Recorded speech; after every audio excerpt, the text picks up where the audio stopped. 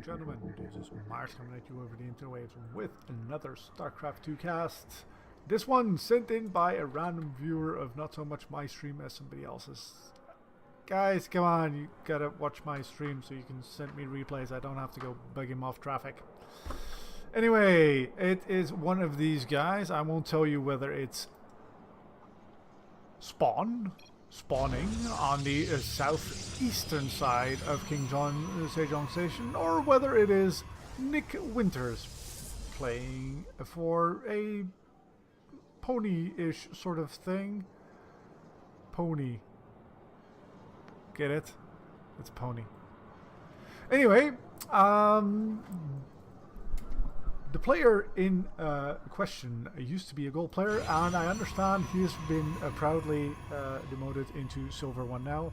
So we should expect a fully fleshed out builder order from both of these players. We've got SpawN putting down 2 gateways and an assimilator. We're going to go for the fairly normal double gateway, into 2 stalkers or 2 adepts, and going to see what his opponent is up to.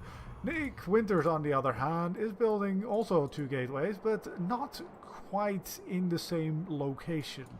Usually somewhere around in this cast where you discuss, well, they put it in the SimCity of their base in order to have a defensive ring around their mineral line, or they have it up here in order to properly wall off, so you can avoid anyone shading in with adepts. None of that is going on right here because, well, this isn't a tight wall off. It's just fine. And this isn't even in his base. So, yeah. Cybernetic Score coming out for both players. NickWinters actually putting that one in his base, so there is that. But he's got 3 gates 2, spawns 2, and that should put him in the better position sooner rather than later. And it will be especially soon if SpawN forgets to build a mothership core, which I think is a distinct possibility at this level of play. Does put down the forge, however, so let's see how much of he's going to get out of any cannon he's going to put down. Only now putting out a scouting zealot, which is not quite as standard as it might be. And so these 5 zealots in total, and now the first adept, are going to get a lot of damage done over here. If there's not even a mothership core queued up, this is going to be bad. This is going to be bad. Oh, if he managed to keep the zealots down here before these finishes, he should be just fine. If on the other hand they manage to get in the back of the base, words are hard, then these 2 phonon cannons are absolutely useless. Alright, so we've got 5 zealots in the mineral line, and they're sort of derping around, slowly following this stalker.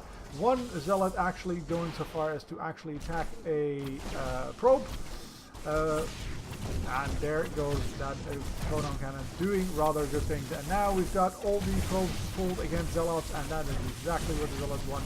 Look at that, 10 kills, 11 kills. This is not pretty. Oh, this is not pretty. This is not pretty. Yes, the other units that come in here do walk into those photon cannons, so yeah, they do quite a good job of killing one of those adepts. But now we have 2 workers on the side of SpawN, 21 for NickWinters, and apart from the fact that if he's actually going to physically attack the cannon, he's not going to win, he just about won that game. Instead, he's going to give SpawN a chance to completely rebuild his economy. NickWinters, on the other hand, did build a mothership core, and it would possibly behoove SpawN to do the same. And NickWinters has actually, it does actually continue building, well, stalkers. Alright. I prefer this choice, it must be said. two melee units. Melee units not the best. This is especially zealots who are slow as anything. It can be infinitely kited by all these stalkers. And there goes all the money of SpawN. Right now he is going to have to rely on a further income from... Does that one not have this in range? I guess not. That was a slow warp in. Warp gate of NickWinters almost done. And he is on 5 gates in total against the 2 of his opponents. And let's be honest, a rather superior economy. NickWinters once again moving on out with 3 stalkers.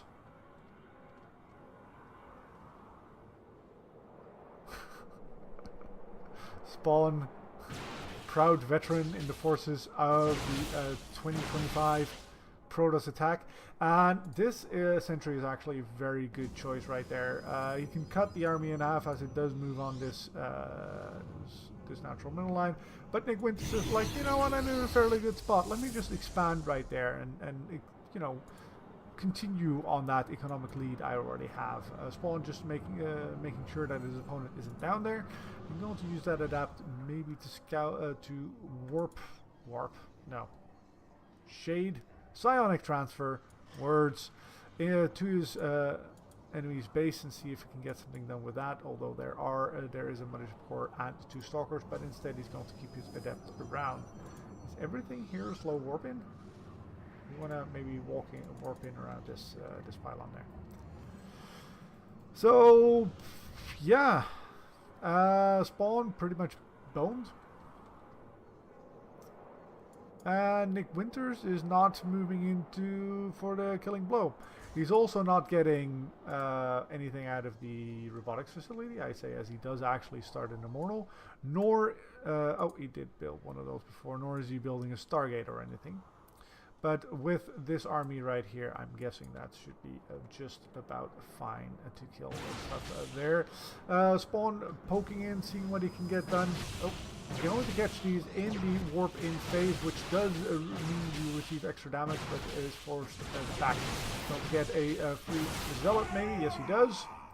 Fully ranged units versus a couple of melee ones, and that is a very nice bunch of force field. Completely cuts most of NickWinters' army gone, but it doesn't have the forces to follow up on that. And now he's back into his base. You may want to keep those sentries there. It does have enough energy for force fields. This one, yep, yeah, should be enough. Let's see what the reaction time is like there. Nope. Cuts off the complete army. If you're doing this as a new player, you want to put it just a little bit lower down, or wait for 1, 2, 3, oh, excuse me, units to be on this side. That way you can take those out, and the rest of the army is stuck here and can't do bloody anything. So back on 17 workers. This is almost a complete mineral line. Oh, once again gets very nice control there by SpawN.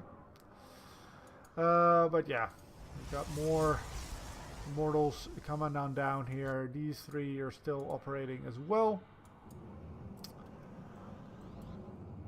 And yet more slow warp-ins. SpawN, seeing the writing on the wall, does say GG, is not going to try and get down there. Did he see that? No, he didn't see that. That natural base also doesn't actually leave after the GG. And 2 Stargates coming on down from NickWinters. There's no photon cannon in that natural middle line, so I'm guessing as soon as that oracle that's come out of this Stargate hits that mineral line, he's going to be lost anyway. Oh, you don't want to move out there. Oh, this is interesting. Sure, why not? Yeah, let's see if he gets a focus fire of the Colossus, but no, NickWinters just aiming that, and nobody is focusing that Colossus. He's absorbing none of the damage there is there, and now we can just move up there if so chooses, because there's no longer a sentry there. No, there's more. Does warp that in.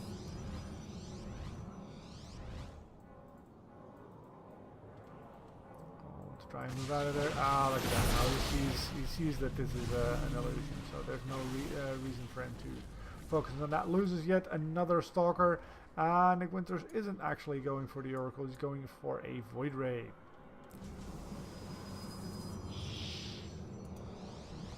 Fully saturated now, although that is by the grace of not having enough even old patches left.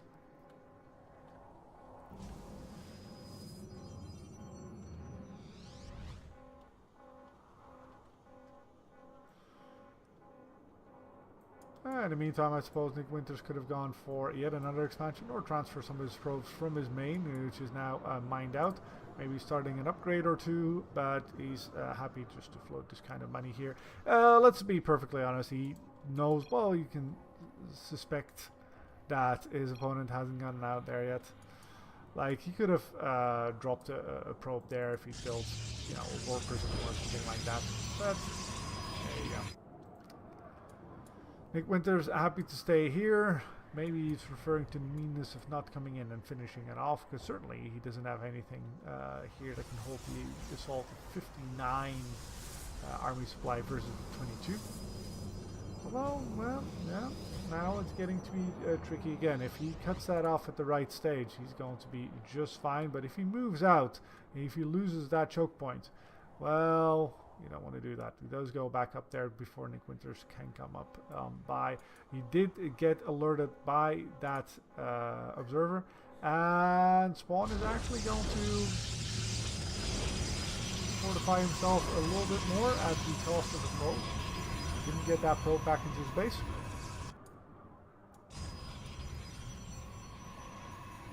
And this would be even better if he had a mothership core to overcharge those. Third base coming down for NickWinters. NickWinters saying like, I'm fine in here, and that is just as well.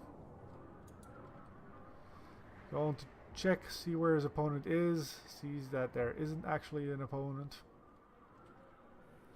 Sees this, doesn't see. Oh, looks like somebody found the new function, which is under Y, and I forgot what it's actually called. Spray it's called. Spraying his opponent's base. Look at those blue little things here. But yeah, SpawN is perfectly happy and staying in here and doing that.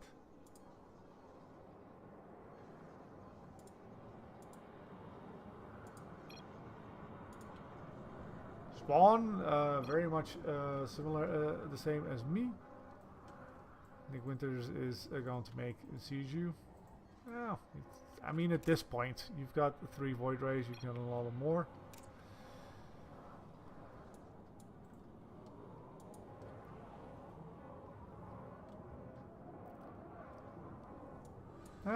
I suppose NickWinters is going to use this time to work on this macro, maybe. Building 1 probe at a time rather than all 3, getting a fleet beacon for additional air upgrades, and he's, you know, got 5 Void Rays all nightly stacked up there. The perfect version that his opponent is not moving out. And doing pretty much what I would be doing in this situation. You don't need to attack into this, just get all the Void Rays you want, and at one point you can move in there. There's a little bit of minerals left here. And that should be just fine for him. Going to go around with those 5 Void Rays. That may actually be a mistake. You may want to wait till there's a bit more, because there is enough here to take those down. Now, without Blake, they're going to have me... you know, they're going to have a hard time actually taking any of those down, because they'll move forward and sort of shoot 1, 2, 3 at a time.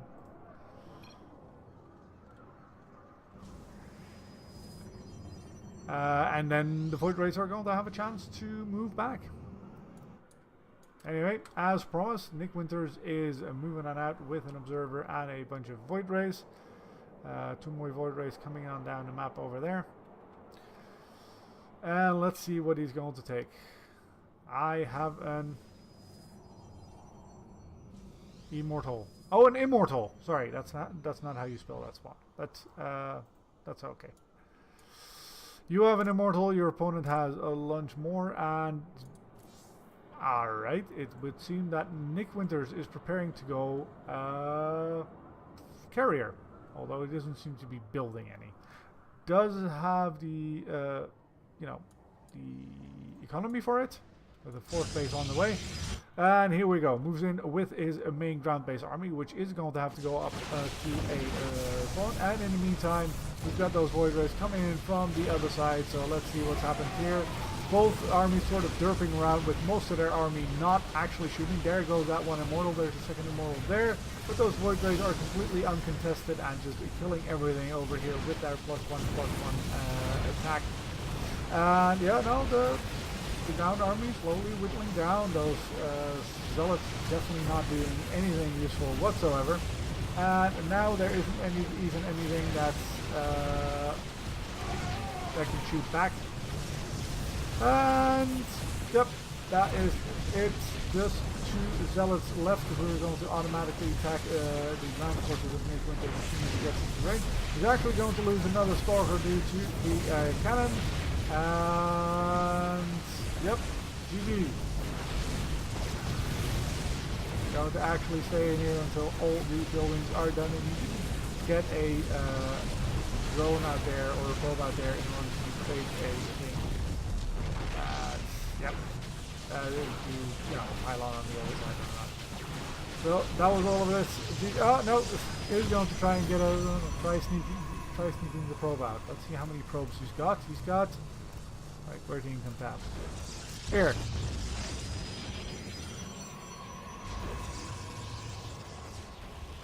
Well, you're actually going to get it.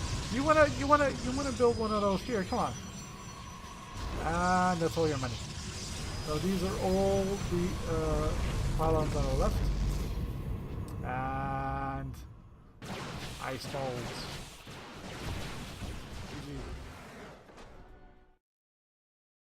If you enjoyed this video, press that like button. If you'd like to see more of me, subscribe.